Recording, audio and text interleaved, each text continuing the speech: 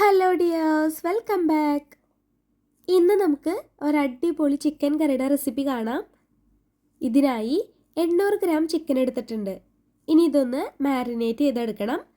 അതിനായി ചിക്കനിലേക്ക് 1/2 ടീസ്പൂൺ മഞ്ഞൾപ്പൊടി, 1 ടീസ്പൂൺ മുളക് പൊടി, 1 ടീസ്പൂൺ കശ്മീരി മുളക് പൊടി, 1 ടീസ്പൂൺ മല്ലിപ്പൊടി, 1/2 ടീസ്പൂൺ ഗരം മസാലപ്പൊടി, 1/4 ടീസ്പൂൺ ഉപ്പ്, 1 ടേബിൾ സ്പൂൺ തൈര്, ഇത്രയും ചേർത്ത ശേഷം നല്ലപോലെ ഒന്ന് മിക്സ് ചെയ്തെടുക്കാം.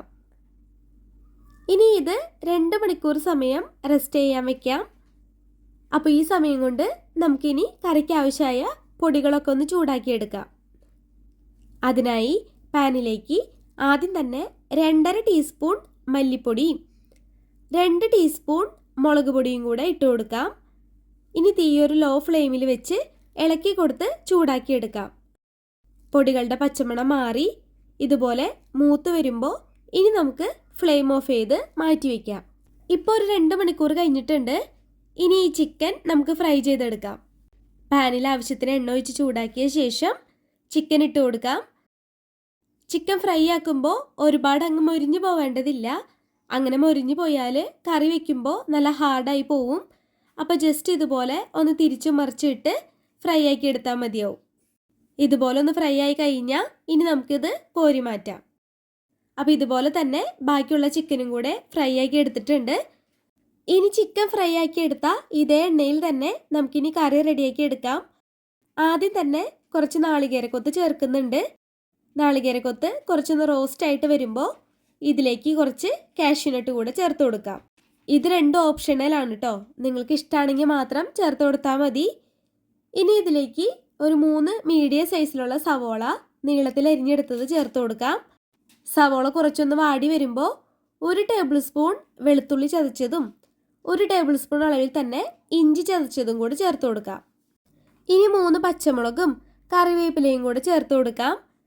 വീണ്ടും നന്നായിട്ടൊന്ന് ഇളക്കി കൊടുത്ത് വഴറ്റിയെടുക്കണം.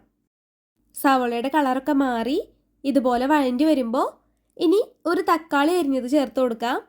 ഒപ്പം തന്നെ ഒരു 1/2 ടീസ്പൂൺ ഉപ്പ് കൂടെ ചേർക്കുന്നുണ്ട്. ഇനി ഈ തക്കാളി നല്ലപോലെ നുടഞ്ഞു വരുന്നത് വരെ മൂടി വെച്ച് വേവിച്ചെടുക്കാം. കുറച്ച് സമയം ഒന്ന് മൂടി വെച്ച് വേവിക്കുമ്പോഴേക്കും തക്കാളി ഇതുപോലെ നുടഞ്ഞു വരും.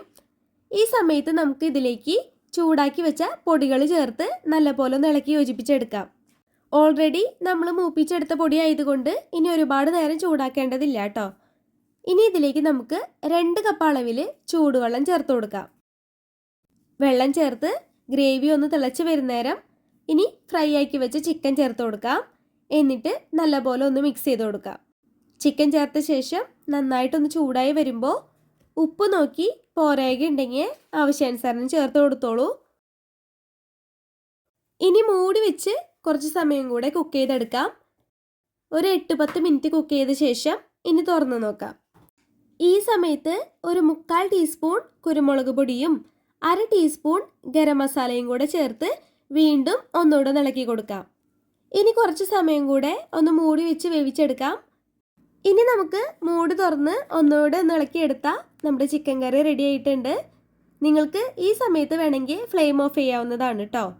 ഞാനിപ്പോൾ കുറച്ചുകൂടെ ടേസ്റ്റ് കൂട്ടാൻ കുറച്ച് നാളികേരപ്പാൽ കൂടെ ചേർക്കുന്നുണ്ട്. നല്ല തിക്കായിട്ടുള്ള ഒരു 1/4 ഗ്ലാസ് നാളികേരപ്പാലാണ് ഞാൻ ചേർത്തത്. ഇനി കറി ഒന്ന് തിളച്ച് വരുന്നത് വരെ ചൂടാക്കി എടുത്ത ശേഷം അവസാനമായി കുറച്ച് മല്ലിയില അരിഞ്ഞത് കൂടെ ചേർത്തിട്ട് നല്ലപോലെ ഒന്ന് മിക്സ് ചെയ്തെടുത്താൽ നല്ല തിക്ക് ഗ്രേവിയോട് കൂടിയിട്ടുള്ള നമ്മുടെ ചിക്കൻ കറി റെഡി ആയിട്ടുണ്ട്. സൂപ്പർ ടേസ്റ്റാണ്. ഇങ്ങനെ ഉണ്ടാക്കിയ അപ്പത്തിനും ചോറിനൊക്കെ അടിപൊളി കോമ്പിനേഷനാണ്. അപ്പോൾ ഇതുപോലെ ഒന്ന് ഉണ്ടാക്കി നോക്കിക്കോളൂ. റെസിപ്പി ഇഷ്ടപ്പെട്ടെങ്കിൽ ലൈക്ക് ചെയ്യുക, ഷെയർ ചെയ്യുക. ഒപ്പം തന്നെ മറക്കാതെ എൻ്റെ ചാനലൊന്ന് സബ്സ്ക്രൈബ് ചെയ്ത് സപ്പോർട്ട് ചെയ്തേക്കണേ. അപ്പോൾ മറ്റൊരു റെസിപ്പി വീഡിയോയിൽ നമുക്ക് വീണ്ടും കാണാം. അതുവരേക്കും ബൈ ബൈ. Thank you.